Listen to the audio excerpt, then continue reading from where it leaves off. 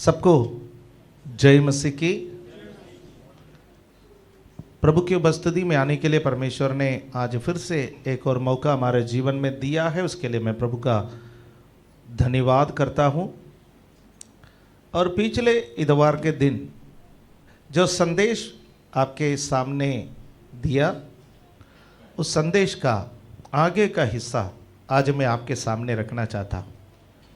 यह दानियल का पुस्तक से है। हम कोशिश करेंगे कि प्रभु हमें इजाज़त दे तो अगला इतवार का दिन दानियल के पुस्तक में से हम बाहर निकलने के लिए, पर आज भी हम दानियल के पुस्तक से अंदर घूमेंगे।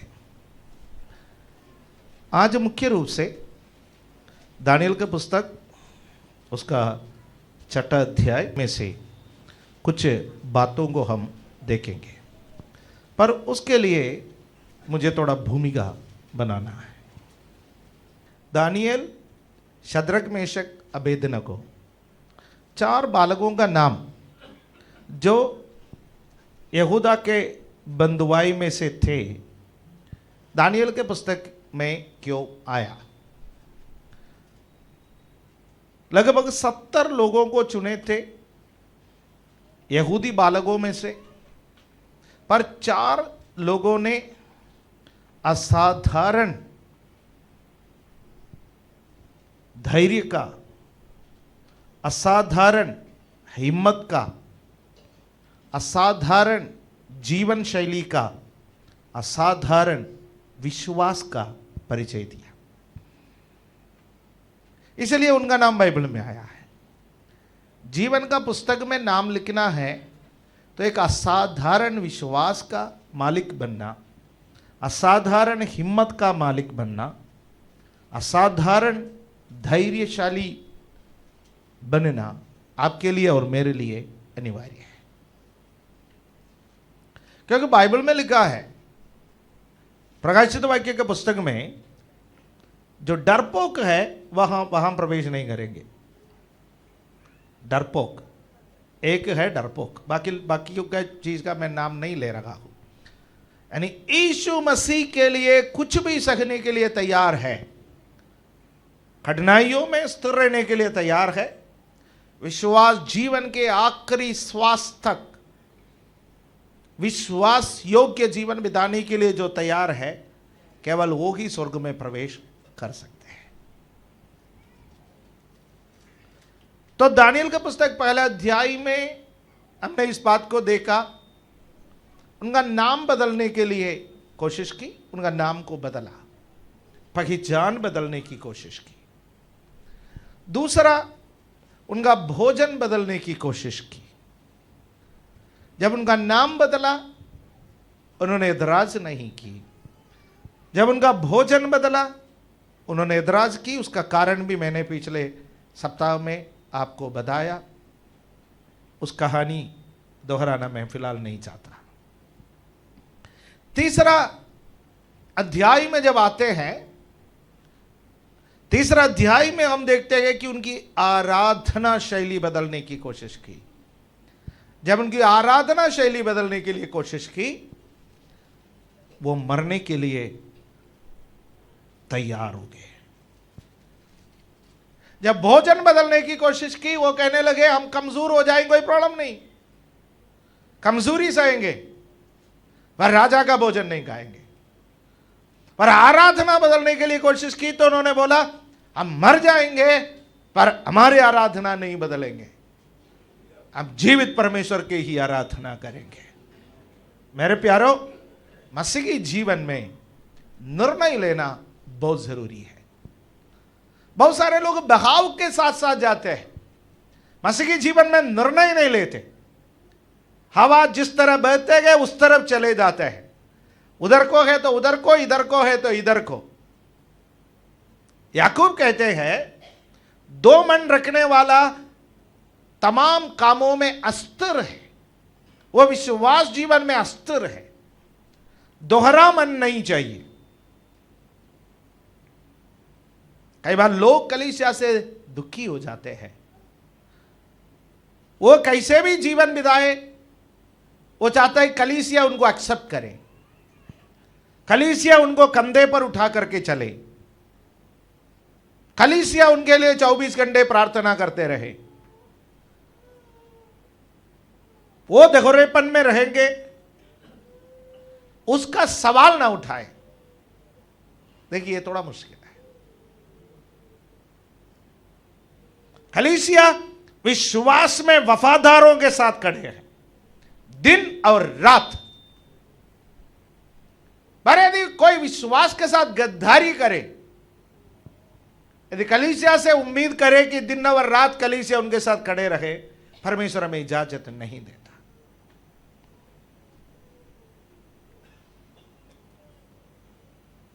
सुनने में थोड़ा कड़वी लगता है, पर हकीकत है। कई बार लोग हमसे दुखी हो जाते हैं, आप हमें जो सेवा देना है वो नहीं दे पाते। क्यों नहीं दे पाते? आप हमारे लिए जो प्रार्थना करना है नहीं कर पा रहे। क्यों नहीं कर पा रहा है? पवित्र आत्मा भी हमें कुछ बातों के लिए इजाजत नहीं देते। इस बात को समझिए। हम जानबूझ करके जोर जबरदस्ती कुछ करने से कुछ नहीं होता है। कार्य तो पवित्र आत्मा को करना है, हमारे हाथ में नहीं है, सब परमेश्वर के हाथ में है। हम केवल दुहाई दे सकते हैं। और जब कलीसिया दुहाई देता है, धर्मी जन का प्रार्थना परमेश्वर सुनता है। उसके लिए परिवार आगे से लीड करे। जब परिवार आगे से लीड करेगा, एक फैमिली में कम से कम एक बंदा खड़े होकर के आगे लीड करेगा, उसका पीछे कलीसिया खड़े होकर के उस व्यक्ति के लिए, उस परिवार के लिए बिचवाई का कार्य कर सकते हैं। हालेलुया, आमीन। अब आगे परीक्षा के पास जाने से पहले आप इस बात को ध्यान रखिए कि जब Daniel, Shadrach, Meshach, Abednego Babylon में बंदुआई में लेकर के गए, उनको वहां पर प्रशिक्षण मिला, तो परमेश्वर ने उन लोगों को 2 प्रकार की खूबियां दी। एक विश्वासी सर्वाइव करने के लिए उनके पास 2 प्रकार की खूबी की जरूरत है। एक संसारिक खूबी चाहिए। हम हमारे बच्चों से कहते हैं अच्छे से पढ़ो, अच्छे से पढ़ो। क्यों बोलते? अनपढ़ भी स्वर्ग राज्य में जा सकता है। जरूरी नहीं है आपको स्वर्ग जाने के लिए पढ़ा लिखा होना है। कुछ बच्चे बहुत खुश हैं, हम पढ़े लिखे नहीं हुआ तो क्या हो गया, स्वर्ग तो जाएंगे। एक जीवन संधारण की खूबी। जब अच्छे से पढ़ोगे, हम उम्मीद करते हैं कि अच्छे नौकरी मिलेंगे। यद्यपि आजकल नौकरियां कम होते जाता है, कंपटीशन टफ होते जाता है। हम हमारे बच्चों से ये कहते हैं आप अच्छे से पढ़िए, जितना आप पढ़ सकता है उतना पढ़िए, पंगे पर लटकने की कोई जरूरत नहीं। आप फेल हो जाएंगे तब भी माता पिता के रूप में आपको एक्सेप्ट करने के लिए हम तैयार हैं। इधर ऐसा कोई माता पिता है, यदि आपका बच्चा फेल होकर के आ जाएंगे तो घर से निकालेंगे? मुझे नहीं लगता कोई माता पिता है। ऐसा कोई माता पिता नहीं है। हमारा किसी भी बच्चे को पंगे पर लटकने की जरूरत नहीं है, छत से कूदने की जरूरत नहीं है, जहर खाने की जरूरत नहीं है, किसी भी प्रकार के अपने जीवन की आहुति देने की कोई जरूरत नहीं है। हाँ, अभी यीशु के लिए मरना पड़े तो कुछ ही से मर लीजिए, पढ़ाई के लिए मत मरिए। पर आप जितना पढ़ सकता है उतना पढ़िए, समय वेस्ट मत कीजिए। दानियल, शद्रक, मेशक, अबेदनगो जब 3 साल का प्रशिक्षण था, उन्होंने अच्छे से पढ़े, इसलिए उनका रैंक हाई रैंक में थे। इसलिए दानियल को हाई रैंक का ऑफिशियल बनाया। शद्रक, मेशक, अबेदनगो को दानियल उतना हाई रैंक का नहीं था, पर उनका जो पद भी अच्छा पद में थे। तो पहला खूबी एक विश्वासी के पास क्या होना चाहिए? आजीविका कमाने की खूबी। यदि अब हो सकता सकता है आप थियरी में ज्यादा अच्छा ना हो, पर आप प्रैक्टिकल में अच्छा है, प्रैक्टिकल में अच्छा है। एक राजमिस्त्री का खूबी है तो आप अच्छे से करो, एक कारपेंटर का खूबी है तो अच्छे से करो, एक लेबर का खूबी है तो अच्छे से करो, एक ड्राइवर का काम है तो अच्छे से करो। किसी भी काम में आप आनाकानी मत करो, काम चोरी मत करो, कठिन परिश्रम करो। हालेलुया। परमेश्वर हमसे क्या चाहता है? कठिन परिश्रम, कठिन परिश्रम।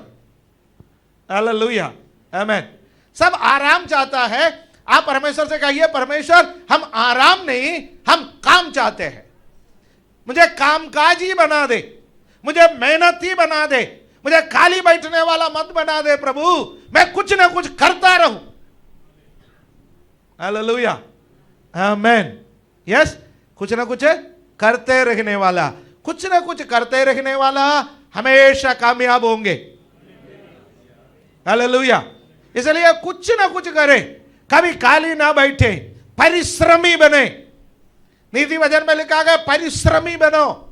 तो पहला को भी परमेश्वर ने दानियल, शद्रक, मेशक, अबेदनगो को दिया, वो था वे अपने पढ़ाई में, अपने कार्य क्षेत्र में अव्वल थे, कामचोर नहीं थे, आलसी नहीं थे।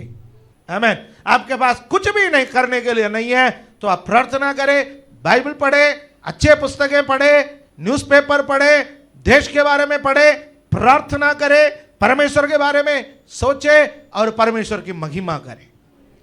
हालेलुया। दूसरा एक को भी परमेश्वर ने इन लोगों को दिया, वो दानियल को दिया। वो हम दूसरे अध्याय में और अध्याय 4 में देखते हैं। हम 2 और 4 पढ़ने नहीं जाएंगे, उसमें हम देखते हैं कि दानियल को एक विशेष वरदान प्राप्त था। वो स्वप्न और उसके अर्थ बताने में माहिर था। एक आत्मिक वरदान परमेश्वर ने हम सबके जीवन में दिया है। एक आजीविका कमाने का खूबी भी परमेश्वर ने हम लोगों को दिया। दूसरा एक अलग को भी परमेश्वर ने हमको दिया, वो है एक आत्मिक वरदान। हमें से प्रत्येक जन का आत्मिक वरदान में फर्क है। अलग प्रकार के आत्मिक वरदान परमेश्वर ने हम लोगों को दिया। मुझे जो वरदान दिया वो नहीं है आपको, आपको जो वरदान दिया वो नहीं है किसी और को। हालेलुया। आप सोचे, एसीर भाई प्रचार करने लगे और मैं गाना गाने लगे संडे, हम 2 ही रह जाएंगे। शायद हमसे प्रेम करने के कारण हमारा परिवार भी रह जाए, शायद वो भी मुश्किल है, हमारा परिवार भी जाने जाएगा। यानी मैं आपसे क्या कह रहा हूं, उनको जो खूबी परमेश्वर ने आत्मिक वरदान दिया वो मुझे नहीं दिया, मुझे जो वरदान दिया वो उनको नहीं दिया। पर 2 आत्मिक वरदानों को जब एक साथ इस्तेमाल किया जाता है, वो तीसरे को बेनिफिट हो जाता है। हेलो, फिर से सुनिए, कलीसिया में हमें ऐसा एक साथ क्यों रखा? क्योंकि हर एक व्यक्ति में कोई ना कोई आत्मिक वरदान है और व्यक्ति सोचे मेरे आत्मिक वरदान को मैं करूंगा क्या? आपका आत्मिक वरदान जब आप कलीसिया में, आप समूह में, लोगों के जीवन में उसको जब बाहर निकालेंगे, उसको इस्तेमाल करेंगे, जब सभी आत्मिक वरदान एक साथ मिलकर के काम करेंगे, एक साथ मिलकर के काम करेंगे, उस वक्त वो समाज का फायदा होगा, वो परिवारों का फायदा होगा। इसलिए आपके और मेरे अंदर जो खूबियां आत्मिक परमेश्वर ने दिया है, उसको भी मरने नहीं देना, उसको भी इस्तेमाल करना। हालेलुया, आमीन, आमीन। और दानियल विशेष रूप से स्वप्न देखने वाले थे और उसका अर्थ बताने वाले थे। शद्रक, मेशक, अबेदनगो दानियल के पीछे खड़े होकर के मध्यस्थता करने वाले थे। आपको एक बात याद होगा, जब भी कोई अर्थ बताना होता था उससे पहले दानियल थोड़ा समय लिया करता था। अब दूसरा अध्याय पढ़ने के समय वहां पर कोई अर्थ नहीं बता सका, कोई स्वप्न नहीं बता सका, पर दानियल कहता है राजा थोड़ा समय दीजिए। क्यों समय दीजिए? दानियल से पूछो क्यों समय चाहिए, दानियल कहेंगे मैं अकेला नहीं हूं, मेरे साथ प्रार्थना करने वाले 3 प्रार्थना योद्धा हैं, और हम लोग जब एक साथ मिलकर के प्रार्थना करते हैं परमेश्वर स्वप्न को हमें बता देता है। हालेलुया। चेहरा दानियल है पर पीछे से प्रार्थना करने वाला अनेक है। हालेलुया, आमीन आमीन। पर्दे के पीछे काम करने वालों के लिए मैं परमेश्वर का धन्यवाद करता हूं। कलीसिया में प्रार्थना सहयोगियों के लिए मैं परमेश्वर का धन्यवाद करता हूं। कलीसिया में हालेलुया मध्यस्थता करने वालों के लिए मैं परमेश्वर का धन्यवाद करता हूं। यदि वे लोग नहीं हैं तो कलीसिया कभी आगे नहीं बढ़ सकते। दानियल आगे क्यों बढ़ा? क्योंकि पीछे 3 लोग हैं, 3 साथी है, 3 प्रार्थना योद्धा है, शद्रक मेशक अबेदनगो। हालेलुया, आमीन। तो 2 खूबी सबके पास है, एक कमाई का खूबी, दूसरा सेवकाई का खूबी। राइट, ध्यान रख पाएंगे? ये 2 शब्द ध्यान रख पाएंगे? एक खूबी कौन है? क्या खूबी है? कमाई का खूबी, और दूसरा सेवकाई का खूबी। तो आप लोग आज से क्या प्रार्थना करोगे? परमेश्वर मुझे 2 खूबी चाहिए, 2 वरदान चाहिए। एक मुझे कमाई का वरदान चाहिए, मैं हाथ से काम करूं, मैं अपना जो पढ़ाई है उससे काम करूं, जो कुछ भी मैं काम करूं उससे मेरा कमाई हो, उससे मेरा आमदनी हो, उससे मेरा घर में कुछ पैसा आ जाए। और दूसरा को एक खूबी मुझे चाहिए, वो है सेवकाई का खूबी। हालेलुया। और जगह जगह मुझे मौका मिले वहां मैं एक सेवक के रूप में मैं उभरूं, ये खूबी भी मुझे चाहिए। तो एक खूबी खाली मत मांगना, आप मांगते हैं तो दोनों खूबी मांगना। हालेलुया। क्योंकि ये दोनों जब आपके साथ आएंगे आप कहीं भी फेल नहीं हो सकते हैं। हालेलुया, आमीन। ये है, ठीक है। अब जब उसका 6ठा अध्याय में जब आते हैं, जब 6ठा अध्याय में जब आते हैं, उसमें से हम 1-2 वचन पढ़ेंगे। वहां है प्रार्थना की परीक्षा। 14 परीक्षा है उनके जीवन में, वो है प्रार्थना की परीक्षा। पहला नाम बदलने का परीक्षा आया, फिर भोजन का परीक्षा आया, फिर आराधना का परीक्षा आया, और 6ठा अध्याय में जब आता है वो परीक्षा आया है प्रार्थना का। अब आप उसका 6ठा अध्याय का पहला पद से जब आप देखेंगे, देखिए अब शासन बदल गए। पहले राजा कौन था? नबूकदनेस्सर। नबूकदनेस्सर के बाद बेलशस्सर आया, और मैं उस कहानी पे अगला सप्ताह जाऊंगा। मैं अध्याय 5 को छोड़ दिया, 5वां अध्याय का कहानी अगले सप्ताह के लिए रखा है, इसलिए मैं 5वां अध्याय को स्किप किया। मैंने पहला अध्याय के बाद आपसे कहा, दूसरा अध्याय के बाद कहा, तीसरा अध्याय के बाद कहा, अध्याय 4 का बाद कहा, 5वां अध्याय को स्किप करके मैं 6ठा अध्याय में आया। 6ठा अध्याय में आए तो तीसरा राजा है, पहला नबूकदनेस्सर, फिर बेलशस्सर, अब आया है दारा। अब ये राजा दारा को ये अच्छा लगा कि अपने राज्य के ऊपर 120 ऐसे अधिपति ठहराए जो पूरे राज्य में अधिकार रखें, और उनके ऊपर उसने 3 अध्यक्ष जिसमें से दानियल एक था, इसलिए ठहराए कि वे उन अधिपतियों से लेखा लिया करें, और इस रिधि राजा की कुछ हानि ना होने पाए। जब ये देखा गया कि दानियल में उत्तम आत्मा रहती है, तब उसको उन अध्यक्षों और अधिपतियों से अधिक प्रतिष्ठा मिली, वरन राजा ये भी सोचता था कि उसको सारे राज्य के ऊपर ठहराए। अब देखिए स्टेप बाय स्टेप परमेश्वर अपने लोगों को कैसे बढ़ा रहा है। हर व्यक्ति चाहता है कि रॉकेट की तरफ आगे बढ़े। यह हमारा आज का जवान पीढ़ी का प्रॉब्लम है। यहां पर बटन दबाए 90 डिग्री में चले। मैं आपसे कहना चाहता हूं, बहुत लंबी दूरी के लिए जब आपको जाना पड़ता है तो आप 90 डिग्री में नहीं जा सकते कि आप यूं ही जाएंगे। आप पहाड़ में सफर किए होंगे, पहाड़ के चोटी पर पहुंचने के लिए जो रास्ता बनाया जाता है वो कभी यूं नहीं बनाया जाता, हमेशा यूं यूं यूं पहाड़ का एक साइड से शुरू होकर के फिर दूसरा साइड से ऐसा घुमावदार रास्ता बनाया जाता है। बहुत ड्राइव करने के बाद आप नीचे को देखने के समय आपको पता चलता है अरे भैया हम तो वहीं से शुरू किया अब यहां आया। तो इसलिए यदि आप में से कोई भी ये सोचे मुझे रॉकेट की तरफ जाना है, बाइबल में नहीं है वो बात। बाइबल में हर परीक्षा आता है, उस परीक्षा के बाद जब आप जय पाता है आपको एक प्रमोशन मिलता है। यहां दानियल के जीवन में भी ऐसा ही हुआ, हर परीक्षा के बाद एक प्रमोशन मिला। जब दारा राजा बना, दारा ने भी ये इंक्वायरी कराया कि भैया सबसे अधिक प्रतिष्ठित लोग कौन है। अब जब देखा गया कि 120 प्रांत के ऊपर दारा शासन करता था और 120 प्रांत में गवर्नरों को नियुक्त किया, उन गवर्नरों को रिपोर्टिंग के लिए 3 अधिकारियों को बनाया, अध्यक्षों को बनाया, उनमें से एक दानियल था।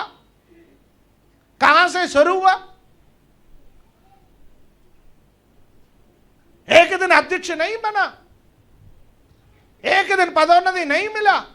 अनेक परीक्षाओं से निकलने के बाद, अनेक परीक्षाओं से निकलने के बाद जब वो अव्वल पाया गया, उसका वहां पर प्रतिष्ठित किया गया और यह 3 में से वो एक बना। उसके बाद जब देखा, जब कमिटी मीटिंग आता है, जब संसद में सब लोग इकट्ठे हो जाता है, बाकी सब हक्का बक्का रह जाता है, प्रोजेक्ट केवल दानियल के पास होता है, आइडिया केवल दानियल के पास होता है, बाकी लोग हल्ला उल्ला करने में तेज थे। कोई बात चाहिए राजा को, कोई कारगर बात, कोई बात को स्थापित करना है तो उसका पॉइंट चाहिए, तो दानियल के पास होता था। तो इन तीनों में से दानियल उत्कृष्ट निकला। अब राजा दारा राजा ये सोचने लगा ऐसा कर सकते हैं कि अब मैं दानियल को देश का अधिपति बना दिया जाए, सब लोग रिपोर्टिंग दानियल को करेंगे। ये तो अच्छा नहीं लगा बाकी लोगों को। आप जिस दफ्तर में काम करते गए वहां पर आपका काम सराहा जाता है, आपको ऊपर बढ़ाता जाता है, और यदि बाकी लोगों से कह दिया जाता है कि आपसे रिपोर्टिंग करें तो उन लोगों को तो मुश्किल होता है। वो तो आपको वहीं से धक्का मारने के लिए 100% कोशिश करेंगे, वो आपको फंसाने के लिए बहुत कोशिश करेंगे। इसलिए कॉर्पोरेट वर्ल्ड में काम करने वाला हमारे बच्चे जवान लोग, ये मैं जो बात कह रहा हूं वो आसानी से समझ सकता है। जब आप अपने एबिलिटी को साबित करता है तुरंत आपको वहां से निकालने के लिए कोई ना कोई खड़ा हो जाता है, क्योंकि लोगों को पता है आप वहां पर रहते हुए कोई गड़बड़ी होने नहीं देंगे। इसलिए लोगों को ईमानदार लोग नहीं चाहिए, लोगों को उसके भ्रष्टाचार में शामिल लोग हैं वो चाहिए। ईमानदार जहां कहीं भी दिखाई देता है उसको तुरंत हटाने के लिए लोग कोशिश करेंगे। दानियल के साथ भी यही हुआ, दानियल को हटाने के लिए लोगों ने कोशिश किया और दानियल के अकाउंट्स देखने लगा। दानियल के घर में जो जाने वाला गए, अलमारी सब खोल करके देखे, पर उधर कुछ नहीं मिला। दानियल का बैंक अकाउंट देखा, वहां कुछ नहीं मिला। दानियल के मिसेस के अकाउंट खोले गए, उधर कुछ नहीं मिला। दानियल के परिवार के लोगों के अकाउंट कंगाले गए, वहां कुछ नहीं मिला। बाकी आप समझ जाता है, यदि आपका कल्पना में पंग लग जाता है तो उसमें मेरा कोई दोष नहीं है। यानी दानियल में एक भी गलती वे लोग ढूंढ नहीं पाए। दानियल के पदोन्नति रोकने के लिए, दानियल को परमेश्वर जगह पहुंचाना चाहता है, वहां पहुंचने से रोकने के लिए शैतान ने और उसके लोगों ने क्या क्या योजनाएं नहीं बनाए। डरिए मत, आपको रोकने के लिए दुनिया योजनाएं बनाएंगे, आपको रोकने के लिए लोग आपके विरोध में खड़े हो जाएंगे, पर परमेश्वर आपके साथ है और आप निर्दोष हैं, तो दुनिया आपको नहीं रोक पाएंगे। हालेलुया, आमीन। अब लास्ट में उनको एक गलती मिला, लास्ट में एक गलती मिला, जो आपका जीवन में भी यह गलती मिल जाए। मेरी प्रार्थना क्या है, दानियल के जीवन में जो गलती मिला वो गलती आपके और मेरे जीवन में भी मिल जाए। क्या गलती मिला, वहां पर लिखा है 4 और 5 पढ़ेंगे। तब अध्यक्ष और अधिपति राज कार्य के विषय में दानियल के विरुद्ध दोष ढूंढने लगे, राज कार्य के विषय में दोष ढूंढने लगे, परंतु वो विश्वास योग्य था और उसके काम में कोई भूल या दोष ना निकला और वे ऐसा कोई अपराध या दोष ना पा सके। तब वे लोग कहने लगे, हम उस दानियल के परमेश्वर की व्यवस्था को छोड़ और किसी विषय में उसके विरुद्ध कोई दोष ना पा सकेंगे। बाइबल पढ़ने के अलावा, प्रार्थना करने के अलावा, चर्च जाने के अलावा, अन्य भाषा बोलने के अलावा दानियल में कोई दोष नहीं है। इतना दोष आप में भी होना चाहिए। यह दोष अच्छा है। दाग, ये दाग है तो अच्छे हैं। यदि कोई हम पर दाग लगाए, ये आरोप लगाए, ये प्रार्थना करता है, ये बाइबल पढ़ता है, ये अन्य भाषा बोलता है, ये चर्च जाता है, तो ये दाग अच्छे हैं। हालेलुया। पत्रस अपना पत्री में लिख रहा है, क्या लिख रहा है पत्रस अपना पत्री में, यदि मसीह होने के कारण लोग तुम्हारा निंदा किया जाए, आनंदित और मगन हो। हालेलुया। क्योंकि तुम में से कोई व्यभिचारी होने के कारण या मारपीट करने के कारण या नशा करने के कारण आरोपित नहीं है। यदि मसीह होने के कारण निंदा तुम्हारे ऊपर निंदा की जाती है, तो आनंदित और मगन हो जाए। हालेलुया, आमीन, आमीन।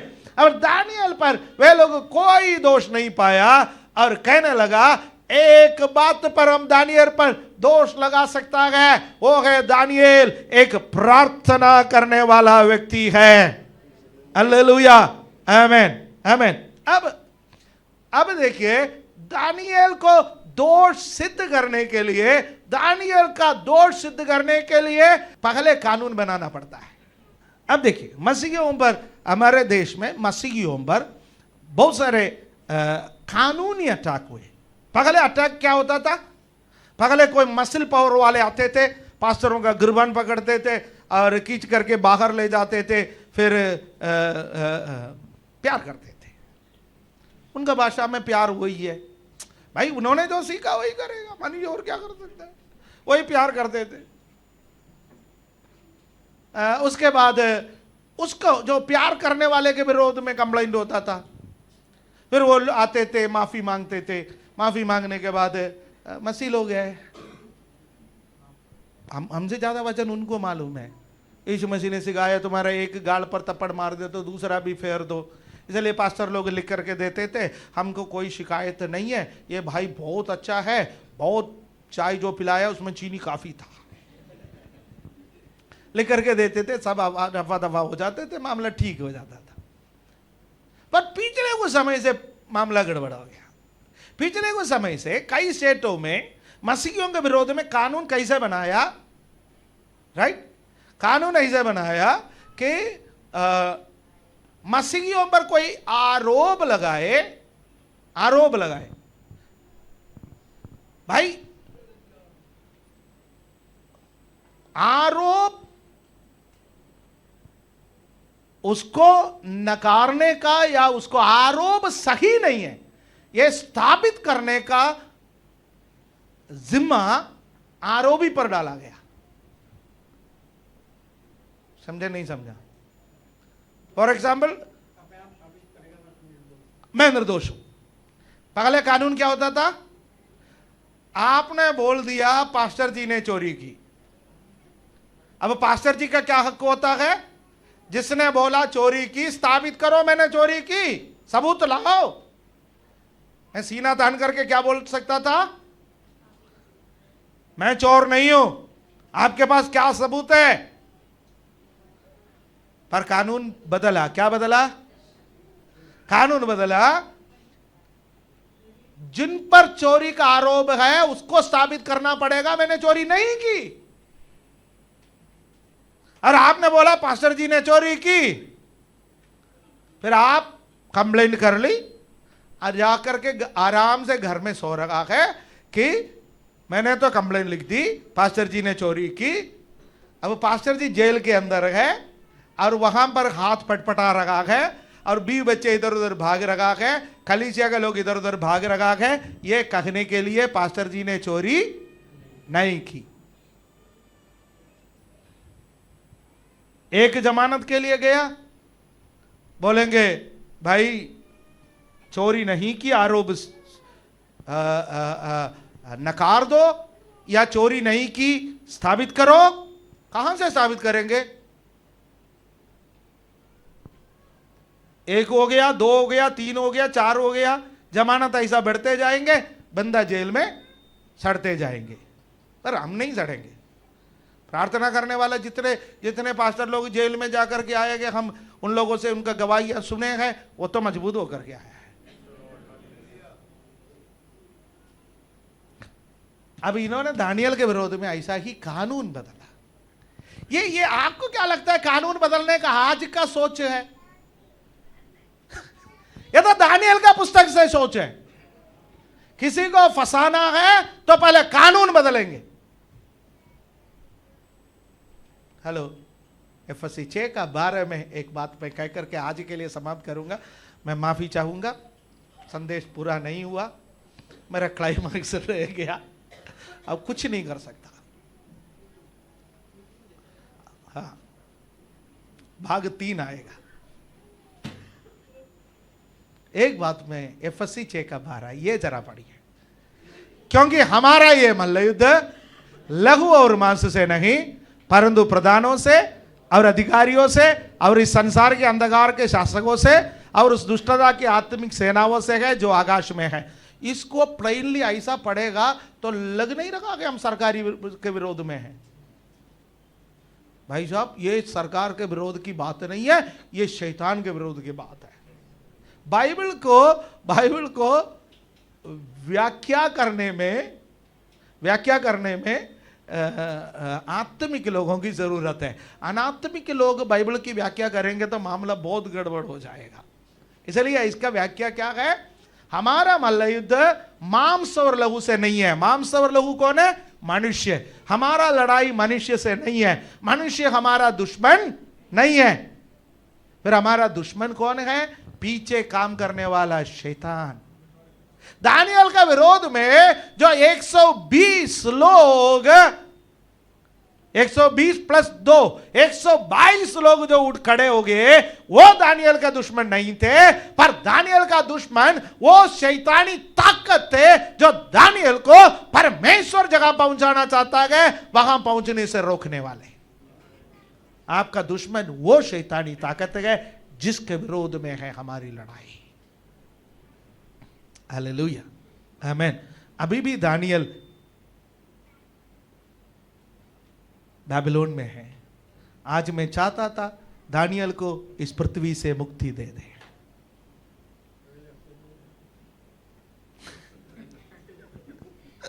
प्रभु चाहेंगे अगले सप्ताह हम दे देंगे। हम हमारे अंगों को बंद करें। हालेलुया। मैं उम्मीद करता हूं कि आप कुछ तो बाइबल सीख रहे हैं। Praise the Lord. Hallelujah. Thank you Jesus, thank you Jesus.